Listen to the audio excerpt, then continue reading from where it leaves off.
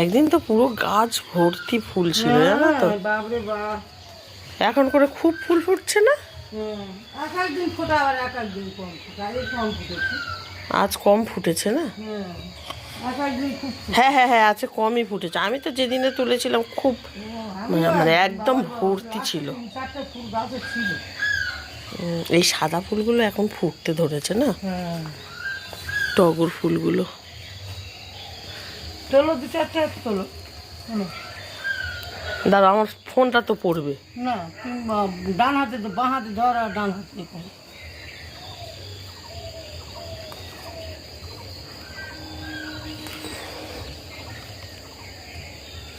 দাঁড়ো দাঁড়ো দাঁড়ো, এই এই দাঁড়ো, এখানটা খুব বড় বড় ফুল আছে। ব্যাস, ওখানে আর হাত যাবে না। শুক্রবার করেই পড়ে কি এই শিবরাত্রি? যখন যেরকম পড়ে, এবার তো শুক্রবার, এবারে খুব ভালো পড়েছে না? ভালো। শুক্রবার সারাদিন, সারা রাত, শনিবার সারাদিন।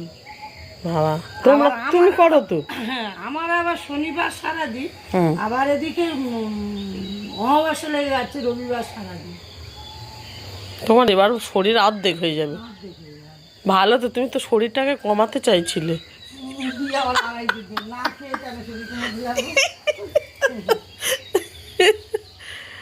না খেয়ে অবশ্য শরীর কমবে না, অসুখ ধরে যাবে অত না খেয়ে থাকলে।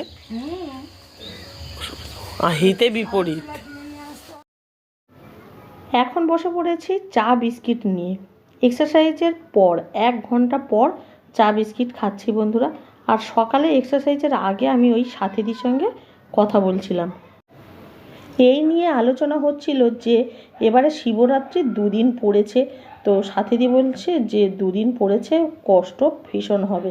তো সাথীদি করে তো শিবরাত্রির ব্রত, তো সেই নিয়েই কথা হচ্ছিল। এখন আমি চলে এসেছি চাটা খেয়ে ডাইনিং টেবিল মোছামুছি করব। তো ডাইনিং টেবিলটা তো প্রতিদিনই এইভাবে পরিষ্কার না করলে তো টেবিলের অবস্থা তো খুবই খারাপ থাকে। আর ওই যে ফুলগুলো ছিল, ওই ফুলগুলো শুকিয়ে গেছিলো, তো ওইগুলোকে ফেলে দিলাম।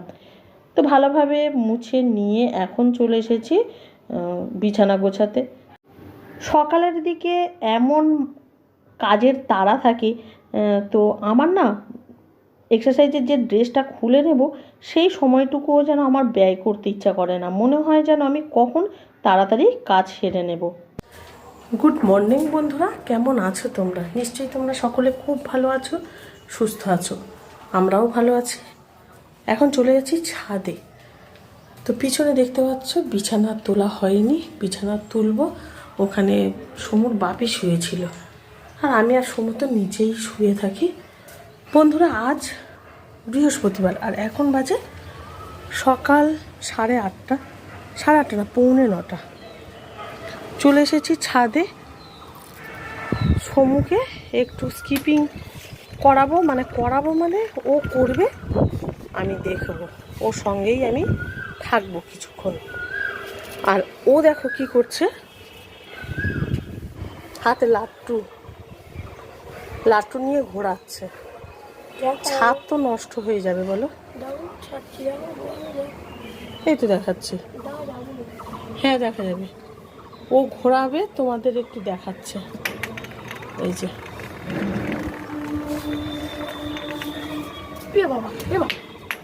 না বাবা বাবা, হাতে তুলিস না, হাতে লেগে যাবে। আর তুই স্কিপিং কর, আমি তাড়াতাড়ি চলে যাব নিচে। এই যে ঘুরিয়েছে বাবা, হাতে তুলিস না। এই দেখো, এখন সকাল প্রায় 9টা। সমুকে নিয়ে চলে এসেছি ছাদে, ওকে একটু স্কিপিং করাবো। তো বন্ধুরা দেখো, ও কিন্তু আমার মাথায় টুপি পরিয়ে আমাকেই স্কিপিং করতে বলল।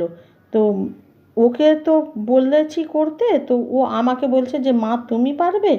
তো আমি বললাম হ্যাঁ পারি, আমরা তো আগে তো স্কিপিং করতাম, আর অনেকক্ষণ ধরেই করতে পারতাম। এক সময় আমরা 400-500 একভাবেই করতে পারতাম, কিন্তু এখন তো আর হয় না। তো বললো দেখি তুমি কতটা পারো, বলে আমাকে দিয়ে তো করালো। এখন ও একটু করছে, ও আগের থেকে এখন একটু বেশি সময় লাফাতে পারে।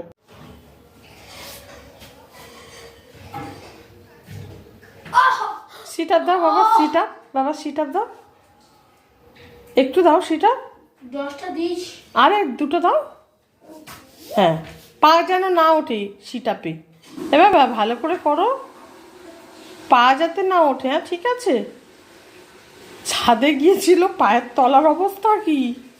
ঠিক আছে, করো করো করো।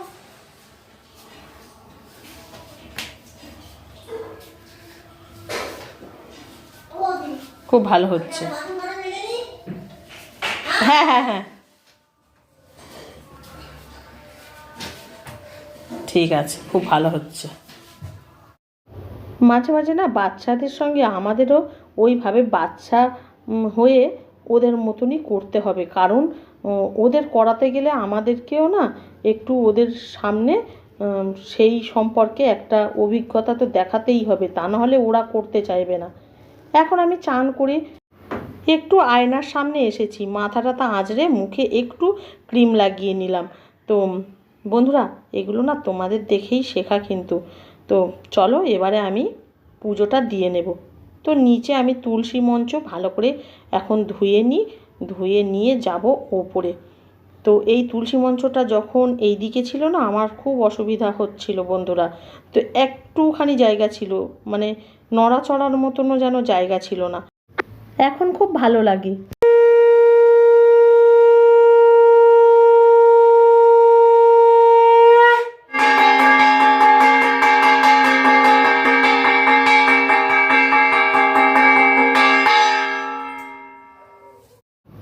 এখন দোতলায় ঠাকুর ঘরে এসে পুজোটাও কমপ্লিট করে নিয়েছি। এখন প্রসাদ দিয়ে বাইরে বেরিয়ে যাব, 10 মিনিট পরে প্রসাদ তুলে নিয়ে একেবারে নিচে নামবো।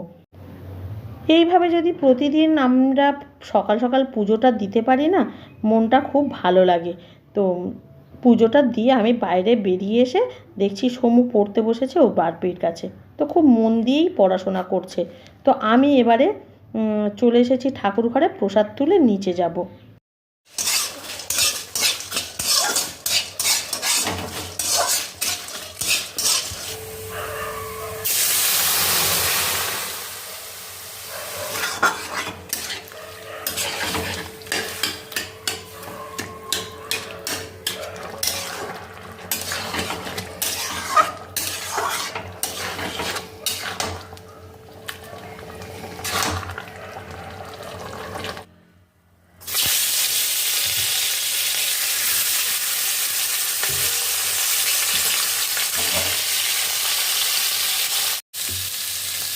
বন্ধুরা, মাছের ঝোল বসিয়ে দিয়েছি, সজনা ডাঁটা আর আলু দিয়ে করব।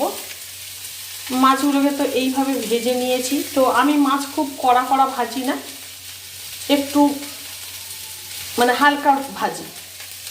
আর এই সজনা ডাঁটা আলুতে এই মাছের ঝোলটা খেতেও ভালো লাগবে, নতুন সজনা ডাঁটা উঠেছে তো বড়ি দিলেও খুব ভালো হয়। কিন্তু আমি ওই যে শুক্তোটাতে বড়ি দিলাম না, ওটা যে পেঁপে কলার যে শুক্তোটা, তিতো ছাড়া কিন্তু, তো ওই শুক্তোটা এত অসাধারণ লাগে বন্ধুরা, কি বলবো। আর উপকারও খাবার, মানে আমাদের শরীরের জন্য। তো আমি আজ শুক্তো আর এই মাছের ঝোল এই দুটোই করলাম দুপুরের মেনুতে, আর ভাত তো হবেই। তো এই সজনাটা কিন্তু শরীরের জন্য খুবই উপকারী, বিশেষ করে এই সময়, এই যে শীত চলে যাওয়ার সময়, মানে চলে গেল, তো এই যে গরম শুরু হওয়ার আগে আর কি, একদম গরমের আগে, এই বসন্তকালে এই সজনা ডাঁটাটা খাওয়া খুব ভালো।